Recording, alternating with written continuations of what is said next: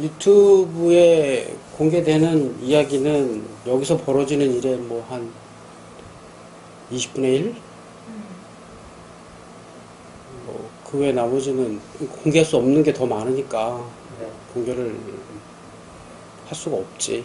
뭐 개인적으로 진행되는 일들도 많고 뭐 그중에 저 킥보드 같은 경우는 이제 여기 멤버들 중에 킥보드 업계에 이제 취업을 한 애들 있잖아. 크게는 항공기 정비 쪽부터 뭐 작은 기계는 지금 이제 킥보드까지 이제 다양하게 이제 종사를 하고 있는데 이제 최근에 비교적 최근에 1년 전에 입사한 애들이 이제 킥보드 쪽이니까 걔들이 이제 입사해서 현장에서 이제 일을 하다 보니까 여러 가지 문제가 발생을 하는 거야. 그렇게 해서 운영이 되기 때문에 어느 정도 유지가 되는데 비용이 낮아지는 즉 저가의 기계들로 가면 갈수록 인간의 노동력으로 떼어버리는 이런 상황들이 많이 벌어진다는 것이. 근데 노동력으로도 할 수 없는 것들이 이제 생기기 시작을 하는 거야. 이제 기계다 보니까 이게. 그 예전에 그냥 쇳덩어리로 만들어지던 기계 같은 경우는 어떻게든 됐어. 이게 막 닫고 조이고 때리고 뭐 이래서 됐는데 이게 이제 전자제품이다 보니까 이게 안 되는 거야. 그리고 막 교체도 할 수 없는 게 돈이거든요, 또 다. 그냥 막 교체해버리려니까 한도 끝도 없어. 그래서 이게 왜 문제가 이렇게 발생을 했고 그 원인을 파악해서 해결을 하려고 하니까 모르겠어. 그래서 제조사에 문의를 했더니 얘들은 안 가르쳐줘. 그건 계획상이 없다고. 왜? 자기들도 돈 벌어야 되거든. 안 가르쳐주는 거야. 이게 이제 갑질하는 거지, 중국에서. 그러니까 이제 답답한 거야. 이거 어떻게 해야 돼?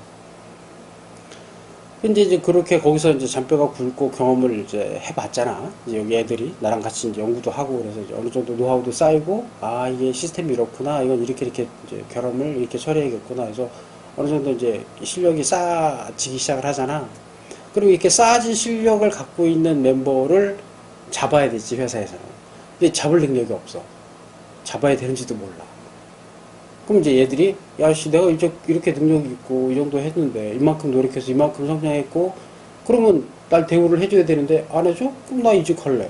근데 이제 처음에 들어갈 때 이제 이 기술직 쪽은 동종업계로 가지 않는다라는 계약서를 쓰고 가. 뭐 항공기 정비도 마찬가지야. 항공기 정비도 매뉴얼에 있는 대로 정비만 하면 되는 거니까 그거는 이런 교황이 없어. 그냥 아무 데로 그냥 가면 돼. 그래서 이게 마냥 좋은 거는 아니다라고 얘기를 하는 거야. 새로운 것들을 배우고 남다른 경쟁력을 가질 수 있을 정도의 능력을 갖고 있으면 그만한 또 대우도 받아야 하는데 그럴 수 있는 업종이 있고 없는 업종이 있는 거야. 기존에 있던 그냥 뭐 전동 스쿠터 얘기하는 게 아니야. 아예 시스템이 달라. 제대로 스쿠터 시스템을 만들고 운용 체계까지 다 갖추고 있는 첫 회사야. 그래서 그 회사 이 정도면 괜찮겠다 해서 이제 그쪽으로 이제 가보라고 요즘 이제 추진을 하고 있고 이직 준비를 그쪽으로 이제 하고 있지. 그러니까 동종업이 아니니까 이직은 상관이 없고 그렇게 이제 이직을 하면서 본인도 이제 업그레이드가 되고 그 다음에 뭐 또 다른 식으로 이렇게 올라가겠지. 그 투모로우워라는 영화 있어. 크리스 프랏이 주인공이야. 이게 어차피 이제 온라인용 영화니까 이제 뭐 개봉하는 영화는 아니라 알 수는 없는데 뭐 대략적인 내용은 현생에 갑자기 30년 후에 사람들이 갑자기 나타나. 결국 마지막에 이제 뭐 반전 내지는 결국 메시지 이게 결국 환경 문제로 딱 귀결이 되는데 메시지도 괜찮았고 뭐 편집이나 영상이나 뭐 다소 거기에 이제 외계인이 나와. 외계 존재라는 게 이제 나오는데 이게 조금 좀 아쉽기는 했는데 뭐 그래도 전반적인 스토리나 이게 온라인용 영화치고는 퀄리티가 아주 좋았고 그 배우들의 연기도 그렇고 영화의 소개 프로그램이나 뭐 지금 내가 소개하듯이 이런 식으로 누군가한테 추천을 받아서 이렇게 보면 영화 한 편으로 배울 수 있는 것도 굉장히 많아. 여기서 배우고 있는 공부하는 이런 특히나지 지금 여기가 우리가 공부하는 게 기계, 기초 물리 이런 걸 공부하잖아. 이런 내용들이 내가 지금 언급했던 그런 영화에 이런 지식들이 기반이 되어 있으면 그 영화를 조금 더 정확하게 이해하고 더 재미있게 즐길 수 있는 베이스도 돼. 그러니까 우리 주변에 일어나는 현상이나 이런 것들을 이해하거나 오류를 찾아내거나 이런 것들도 도움이 되고 굉장히 재미있는 부분이야. 에비에이션의 세 가지 범주를 뜻하는 거야. 에비에이션 장르. 제너럴, 커머셜, 밀리터리. 중에 제너럴. 우리나라에는 없어, 제너럴이. 민간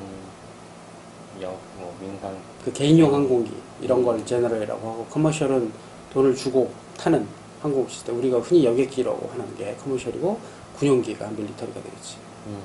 크게 세 가지 분류로 나누는데, 그 중에 이제 개인용 항공기들은 이제 제트 엔진을 물론 뭐 개인용 제트 엔진 쓰는 사람도 있긴 하지만, 극소수가 있긴 하지만 보통 다 왕복 엔진이니까 경비행기들 그런 거, 풍력이나 뭐 태양광이나 이런 것들을 이용해서 전기를 생산해내기 때문에 이 효율을 계산해내기가 왜 기준이 다른 거지.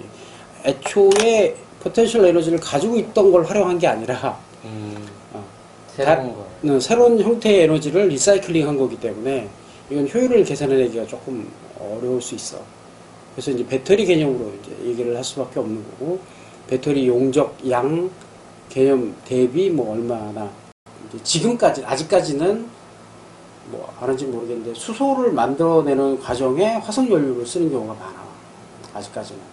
그렇다 보니까 이것도 이제 효율 문제를 따지면 엄청난 낭비를 많이 하고 있는 거고, 이걸 조금씩 대체하고 있는 게 이제 좀 크게 대두가 되고 있는 게 지금 재생에너지를 활용한 뭐 풍력, 뭐 태양광 이런 것들을 이용해서 수소를 만드는 시스템이 한 가지가 있고, 두 번째는 이제 LNG. 그러니까 지금 냉장고 많은 그 배터리로 이제 가정에서 쓸 수 있는 건 며칠 안 되니까 뭐 고용량의 특히 뭐 에어컨이나 뭐 이런 것들을 쓰고, 그다음에 우리나라는 뭐 기름보일러, 가스보일러 쓰지만은 해외 같은 경우는 전기로 난방을 한단 말이야. 전기로 냉방이나 난방을 해버릴 경우에는 뭐 한 이틀밖에 못 써. 그런 시스템 같은 경우에 어렵단 말이야. 근데 이걸 같은 크기의 수소 탱크를 만든다면 한 달 정도는 쓸 수 있는 거지, 이게. 내가 힘을 써서 노력하는 만큼 바로 직접적으로 바퀴에 이제 동력이 전달이 되고, 바퀴에서 느껴지는 여러 가지 노면의 상태 이런 게 그대로 몸에 다 전달이 되잖아. 온몸으로 느끼면서 주행을 할 수 있잖아. 그게 자전거의 매력이거든. 내 몸을 스쳐가는 바람, 노면의 상태, 뭘 밟았는지, 뭐 그다음에 오르막 내리막에 따른 내 다리에 느껴지는 그 힘의 정도, 이런 게 매력이야. 즉 온전히 인간의 몸으로 이 덩치 큰 차, 이 쇳덩어리를, 또 인간의 동력을 수십 배, 수백 배 넘어서는 동력을 내가 제어해서 뭔가를 움직일 수 있다라는 이 매력이, 이게 생각보다 굉장히 크거든. 근데 이제 지금 너희 세대는 이걸 아예 느껴보지도 못하고 바로 전기차로 이제 진행이 돼버리는 상황이라 이 맛을 모른다라는 게 참 너무 안타까운 거야. 그래서 언제가 그런 기회가 있을지는 모르겠는데, 뭐 이도 저도 안 되면 그 엔진을 달고 있는 카트 재밌죠. 아니 운전하는데? 이 카트 말고 마트에 있는 카트가 아니라요. 그거 한번 타봐. 재미도 재미고, 뭐 이도저도 아니면 그 루지는 알지? 루지. 산에서 타는 루지. 산에서 못 타요. 약간 스릴을 이제 모르네요.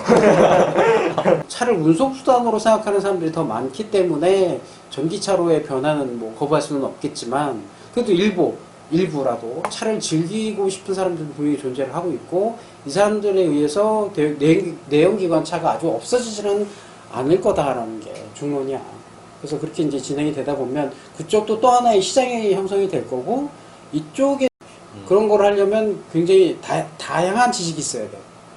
차만 알아서 되는 게 아니라 뭐 소재, 지금 전공했던 뭐 소재 부분이나 뭐 화학, 물리, 뭐 기계, 전기 뭐 다 알아야 돼.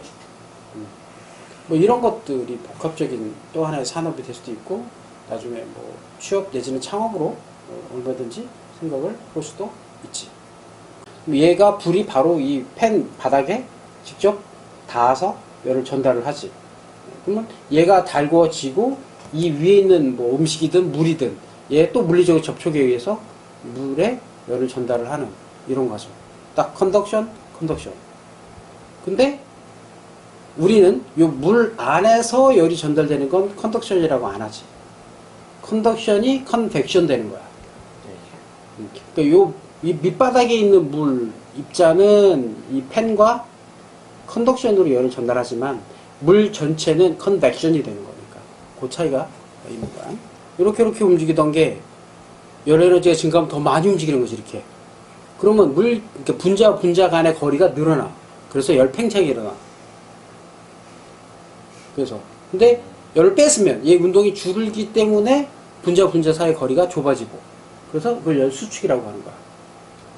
그럼 얘가 막 움직이는 게 물리적으로 여기 닿았어. 그럼 얘가 움직인 게 얘를 때려서 얘가 움직이는 거야 또. 그럼 얘가 움직이면 여기 있는 게 또 움직이고 이게 열 전달 방식이야. 컨덕션의 핵심이야.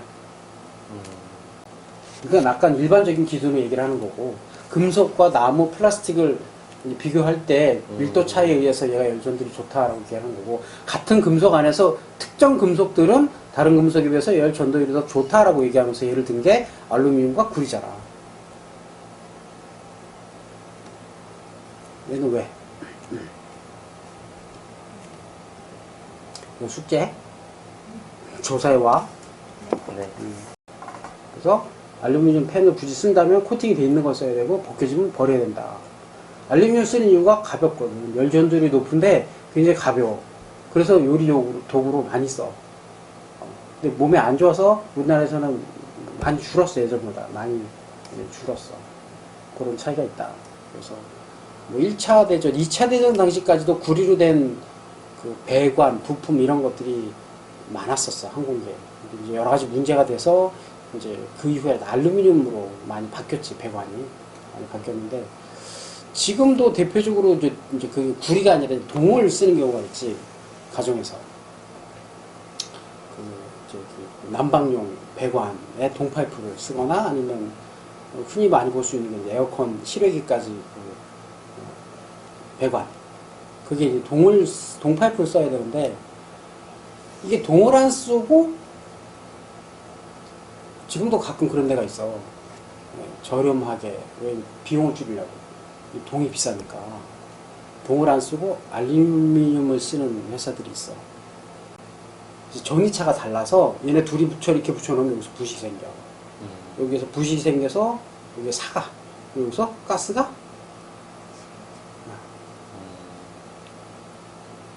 그럼 나중에 얘도 교체해야 되고 얘도 교체 다 해야 돼. 항공기에는 절대 구리랑 알루미늄 붙여놓지 않아. 이게 dissimilar metal corrosion이라고 불러. 이질 금속 간 전이차에 의해서 만들어지는 부식이야. 이걸 역으로 이용한 게 배터리잖아. 아연과 구리를 이용하지. 거기서 아연이 음극, 구리가 양극. 그래서 요 뒤에 요 두 금속 간의 전이차가 딱 1.5V가 나서 배터리가 1.5V가 나오는 거야. 내가 움직인 것만큼 상대가 얼마만큼 움직이느냐에 따라 힘의 이득이 만들어진다. 이렇게 보면 돼. 그럼 얘네들은 보통 어느 장치에 쓰이나요? 보통은 이제 덩치가 큰 물건들이요. 굉장히 무거운 물건들을 천천히 움직일 때. 보통 우리 주변에서 볼 수 있는 것 중에 하나는 그 학교 교문. 헬리콥터의 메인 로터는 엔진의 회전수를 굉장히 높여서 고출력을 만들어내는데 그 출력을 프로펠러에 그대로 전달할 수가 없다 그랬지 지난번에. 그렇게 하면 실속이 일어나서 비행을 할 수가 없다. 그래서 프로펠러는 저속으로 돌아야 된다. 그러니까 감속을 해야 되지. 그럴 때는 선 기어가 드라이브 기어가 돼. 근데 거꾸로 천천히 도는 걸 빨리 돌게 만들어야 할 때도 있어. 대표적으로 쓰는 게 풍력 발전. 힘의 방향, 전달 방향을 바꿀 거냐, 힘의 크기를 바꿀 거냐, 뭐 이런 것들. 그런 거에 따라서 어떤 기어를 쓰느냐가 달라지는 거죠. 이거 같은 경우는 회전 방향을 바꾸는 거고, 저건 방향을 바꾸는 거고, 저게 힘의 크기를 증가시키는 거고, 이건 회전 속도를 변화시키는 거고. 전기 자동차로만 예를 들면, 간단하게 예를 들면, 전기 자동차 그러면 배터리에서 전류를 보내서 모터를 구동해서 차를 달리게만 하면 되니까, 뭐, 간단하겠다라고 생각하는데, 스포츠가, 예를 들어서 포르쉐에서 나오는 전기차가 있거든? 걔는 기어박스가 들었어. 속도를 더 올리기 위해서. 속도도 올리고 힘도 더 증가시키기 위해서. 모터가 있고 기어박스가 있고 또 동력을 전달하는 이런 방식으로 운영이 되는 전기차도 있다 이거지. 그 이제 그 어떤 목적으로 만드느냐에 따라 달라. 그러니까 왜냐면 사람과 기계 사이에 자꾸 전자장치가 들어오기 시작을 하는 거야. 네.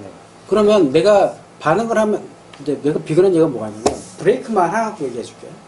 브레이크만 딱 봐도 내 차는 내가 밟는 쪽 타이어에 그대로 전달이 돼. 바로 직접. 약간 흔들림, 진동 이런 거. 아니 그러니까 내가 제어할 수 있는 거야. 내가 힘을 뭐 10단계로 나눠서 브레이크를 밟을 수도 있어.